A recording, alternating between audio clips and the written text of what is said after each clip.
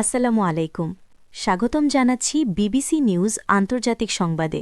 শুরুতেই সংবাদ শিরোনাম, এরপর দেখবেন বিস্তারিত। ইরানকে কিছুতেই পারমাণবিক অস্ত্র অর্জন করতে দেব না ট্রাম্প। ইমরান খানের উন্নত চিকিৎসা নিশ্চিত করতে উচ্চ আদালতে গেল পিটিআই। তুরস্কে গ্যাস পাইপলাইনে হামলার সম্ভাবনা, সতর্ক করলেন পুতিন। ক্ষেপণাস্ত্র নিয়ে যুক্তরাষ্ট্রের দাবি বড় মিথ্যা ইরান। দর্শক, এতক্ষণ শুনছিলেন সংবাদ শিরোনাম। এখন বিস্তারিত। আপনি যদি ইসরায়েলের ধ্বংস চান, মুসলিমদের পাশে থাকেন, তাহলে চ্যানেলটি লাইক দিয়ে সাবস্ক্রাইব করে পাশে থাকুন। ইরানকে কিছুতেই পারমাণবিক অস্ত্র অর্জন করতে দেব না ট্রাম্প। মার্কিন প্রেসিডেন্ট ডোনাল্ড ট্রাম্প বলেছেন, তিনি ইরানের সঙ্গে কূটনৈতিক সমাধান চাইলেও কোনো অবস্থাতেই তেহরানকে পারমাণবিক অস্ত্র অর্জন করতে দেবেন না। মঙ্গলবার ২৪ ফেব্রুয়ারি ২০২৬ সালের স্টেট অফ দ্য ইউনিয়ন ভাষণে ট্রাম্প কংগ্রেসের যৌথ অধিবেশনে বলেন, আমরা তাদের সঙ্গে আলোচনা করছি, তারা একটি চুক্তি করতে চায়, কিন্তু আমরা এখনও সেই গোপন কথাগুলো শুনিনি। তিনি আরও বলেন, আমি চাই কূটনৈতিকভাবে এই সমস্যার সমাধান করতে, কিন্তু নিশ্চিত করে বলছি, আমি কখনও বিশ্বের সর্বোচ্চ সন্ত্রাস পৃষ্ঠপোষক দেশটিকে পারমাণবিক অস্ত্র অর্জন করতে দেব না। ট্রাম্প দাবি করেন, ইরান এমন দূরপাল্লার ক্ষেপণাস্ত্র তৈরি করছে যা যুক্তরাষ্ট্রকে হুমকি দিতে সক্ষম।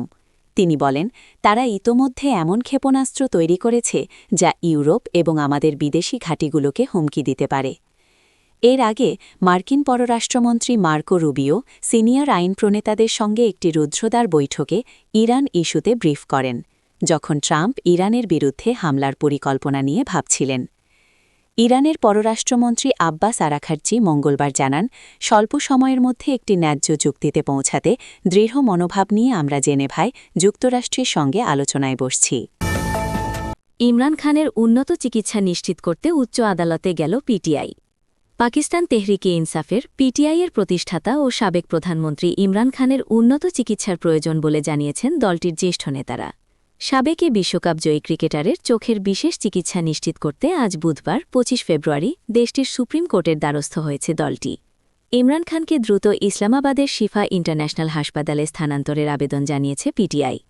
দলটির আইনজীবী লতিফ খোসা সুপ্রিম কোর্ট রুলস ২০২৫-এর ৩৫(৬) বিধি অনুযায়ী তোষাখানা ফৌজদারি মামলায় এ পিটিশন করেন। আদালতের নির্দেশে ব্যারিস্টার সালমান সাফদারের তৈরি করা একটি স্বাস্থ্য প্রতিবেদন দাখিলের পর এ পদক্ষেপ নেওয়া হয়।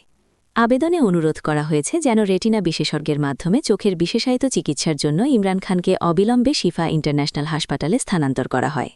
পাশাপাশি তার ব্যক্তিগত চিকিৎসক ড ফায়সাল সুলতান ও ড অসীম ইউসুফের উপস্থিতি এবং চিকিৎসার সময় পরিবারের সদস্যদের পাশে থাকার অনুমতিও চাওয়া হয়েছে।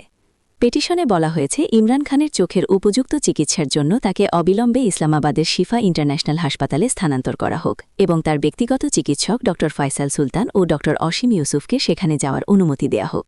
আবেদনে ৭৩ বছর বয়সী ইমরান খানের স্বাস্থ্যের অবনতি নিয়ে উদ্বেগ প্রকাশ করে বলা হয়েছে যে এটি তার পরিবার এবং জনগণের জন্য অত্যন্ত চিন্তার বিষয়। তার চোখের অবস্থার অবনতি হওয়ায় তিনি বারবার ব্যক্তিগত চিকিৎসকদের মাধ্যমে স্বাধীন স্বাস্থ্য পরীক্ষার দাবি জানিয়ে আসছিলেন। তুরস্কে গ্যাস পাইপলাইনে হামলার সম্ভাবনা, সতর্ক করলেন পুতিন।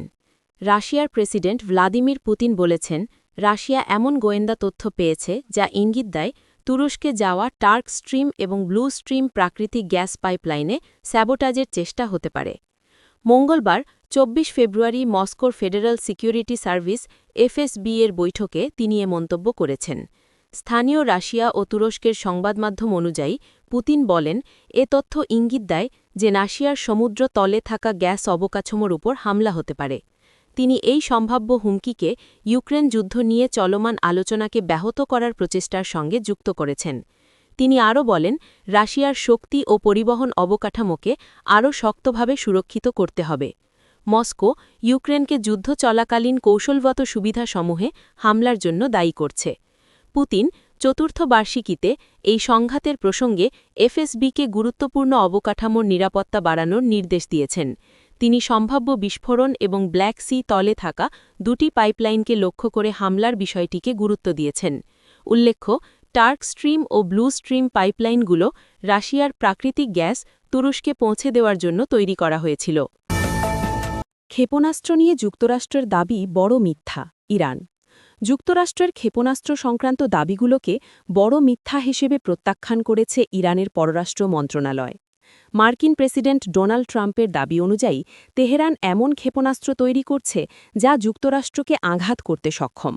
বুধবার ২৫শে ফেব্রুয়ারি ইরানের পররাষ্ট্র মন্ত্রণালয়ের মুখপাত্র ইসমাইল বাকাই তার এক্স অ্যাকাউন্টে বলেছেন, ইরানের পারমাণবিক কর্মসূচি ব্যালিস্টিক ক্ষেপণাস্ত্র বা জানুয়ারির অশান্তিতে হতাহতের সংখ্যার ব্যাপারে যেসব অভিযোগ করা হচ্ছে তা বড় মিথ্যার পুনরাবৃত্তি। যদিও বাকাই তার এক্সপোস্টে সুনির্দিষ্ট করে কোনো কিছু বলেননি, তবে বাকাইর পোস্টের কয়েক ঘণ্টা আগে ট্রাম্প বলেছেন ইরান এমন ক্ষেপণাস্ত্র চাইছে যা মার্কিন মাটিতে পৌঁছাতে পারবে। ফেব্রুয়ারিতে আল জাজিরার সঙ্গে এক সাক্ষাৎকারে ইরানের পররাষ্ট্রমন্ত্রী আব্বাস আরাকচি বলেন, তেহরানের কাছে যুক্তরাষ্ট্রকে নিশানা করার ক্ষমতা নেই, তবে যদি আমেরিকা আঘাত হানে তারা মধ্যপ্রাচ্যে মার্কিন ঘাঁটিগুলোকে লক্ষ্য করে হামলা চালাবে। স্টেট অব দ্য ইউনিয়ন ভাষণে ট্রাম্প আরও বলেছিলেন, ইরানকে কখনও পারমাণবিক অস্ত্র তৈরি করতে দেওয়া হবে না। তিনি বলেন, তেহরানের নেতারা এই মুহূর্তে আবার তাদের কুকর্মমূলক পারমাণবিক আগ্রহ পূরণে চেষ্টা চালাচ্ছে। ইরান বারবার দাবি করেছে তারা পারমাণবিক অস্ত্র চায় না, তবে শান্তিপূর্ণ উদ্দেশ্যে পারমাণবিক প্রযুক্তি ব্যবহারের অধিকার তারা রাখে। যুক্তরাষ্ট্রের প্রেসিডেন্ট আরও দাবি করেছেন, ইরানি কর্তৃপক্ষ ডিসেম্বর থেকে শুরু হওয়া এবং ৮ এবং ৯ জানুয়ারি তেজে পৌঁছানো বিক্ষোভে ৩২,০০০ মানুষকে হত্যা করেছে। ইরানি আধিকারিকরা স্বীকার করেছেন ৩,০০০-এর বেশি মৃত্যুর কথা, তবে তাদের দাবি যে সহিংসতা সন্ত্রাস কার্যকলাপ দ্বারা সংঘটিত হয়েছে তা যুক্তরাষ্ট্র এবং ইসরায়েল দ্বারা প্ররোচিত। যুক্তরাষ্ট্রভিত্তিক human rights activist news agency HRANA ৭,০০০-এর বেশি মৃত্যুর তথ্য সংগ্রহ করেছে, তবে প্রকৃত সংখ্যা আরও অনেক বেশি হতে পারে বলে জানিয়েছে তারা।